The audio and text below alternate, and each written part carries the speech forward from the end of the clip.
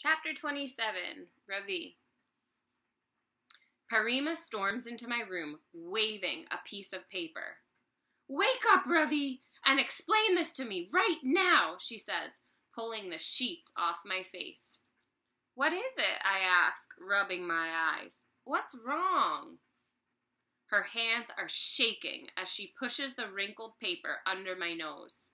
"I found this in your school bag." "What is it?" I ask, sitting up and reaching for my glasses. "Look at me, Ravi," says Parima, grabbing my chin and pulling my face towards her. "Tell me what's going on." "What have I done?" I ask, trying to see what's written on the paper. Amma comes in, takes the paper, and sits beside me on the bed. "It's some kind of drawing," she says, smoothing the paper over her knee. I push up my glasses, rub my nose, and look at the paper. It's a cartoon of a bunch of people wearing the same t-shirt. "Did you draw this?" asks Amma. "No," I tell her. "I've never seen it before in my life." Parima snatches the paper from me and studies it. "Who is this boy?" she asks suspiciously. "Is that supposed to be you? Has somebody been calling you names?" She's pointing to a boy wearing shoes that look like giant potatoes.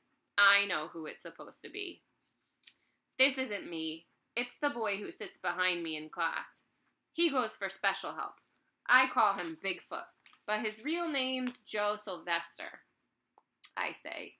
"Whoever drew this cartoon probably meant to give it to him and accidentally put it in my bag instead."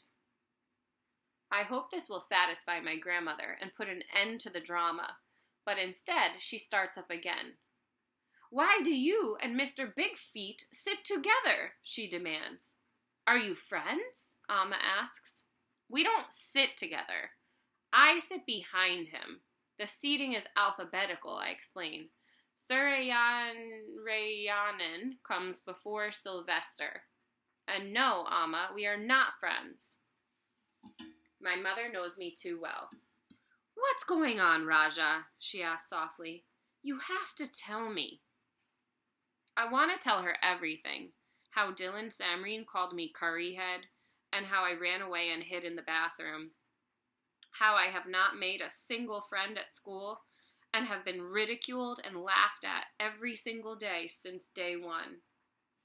I want to tell her that I have been tricked into tasting beef, too. But I can't. "What's wrong?" Amma asks, squeezing my shoulder. "Ow!" I cry. Amma gently pulls open the top of my pajama shirt and gasps. "What's happened?" she asks, gently touching my bruise with her fingertips. "Nothing, Amma," I lie. "I just bumped myself." Parima turns on her heel and leaves the room, only to return a minute later wearing her sweater and shawl. She also has a scarf, a red dupatta, covering her head. "Where are you going so early in the morning?" Amma asks. Parima ignores her.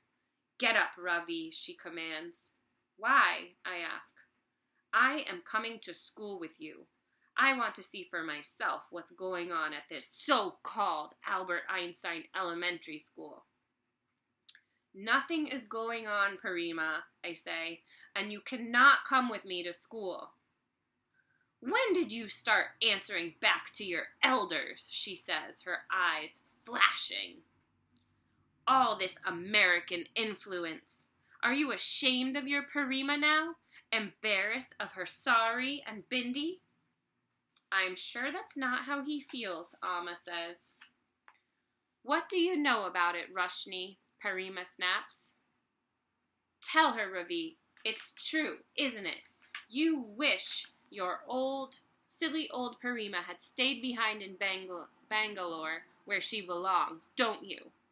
There's no place for me here in your new American life full of insulting cartoons and mysterious bruises." "No, Parima," I say. "I'm glad that you're here." But she ignores me and goes on.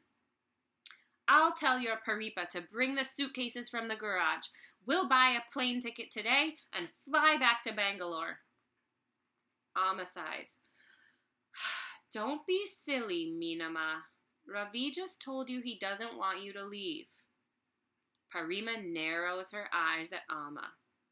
You've poisoned his mind, Roshni. That's what it is. We both know you don't want me here any more than he does. Stop! I shout. The reason you can't come to school with me is because I'm not going to school, Parima.